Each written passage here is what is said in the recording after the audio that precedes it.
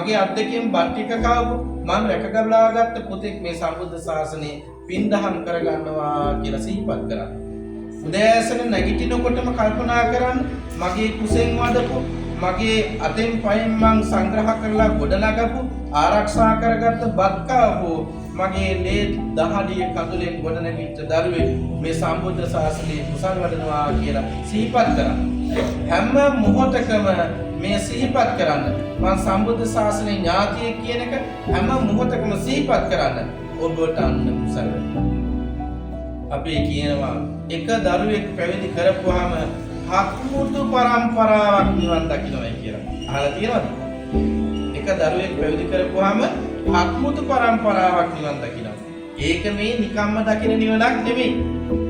නැත්තම් ඉතින් අපේ ශරීයුත් මහ රහතන් වහන්සේ අග්‍රශ්‍රාවක උන්වහන්සේ අග්‍රශ්‍රාවකයන් වහන්සේ උන්වහන්සේ පිරිනිවන් පාන්න ලං වෙන කල්ම අම්මව බැරි වුණාන දෙයිනේ සෝවාන් ඵලයටවත් පත් කරගන්න.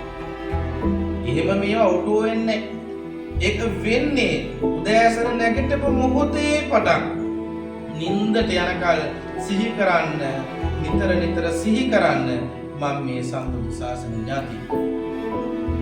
ඒ නිසා මගෙන් පංච දුෂ්චරිත මින් පස්සේ වෙන්නේ නැහැ. මෙතනින් පස්සේ මගෙන් පංච දුෂ්චරිතයන් වෙන්නේ නැහැ. මෙතනින් පස්සේ මං වෙනදට වඩා මේ සම්බුද්ධ ශාසනයට අනුග්‍රහ කරනවා. මේ සම්බුද්ධ ශාසනයට සංග්‍රහ කරනවා. සම්බුද්ධ ශාසනයේ හැසිරෙනවා. වෙනද මං සිල් සමාදන් වෙන්නට ගියේ නැත්තම් මගේ බුදු පුතෙක් ඉන්නවා මං මේ පොයේදලා සිල් සමාදන් වෙන්නේ. වෙනද ඔබ පන්සලට දානයක් මානයක් පූජා කරේ නැත්තම් බෑ. දැන් මට බුදු පුතෙක් ඉන්නවා මං දානයක් මානයක් පූජා කරනවා.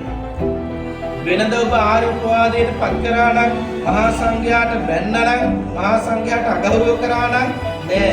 මෙතනින් පස්සේ මම මහා සංඝයාට වචනකින්වත් සිතකින්වත් හානියක්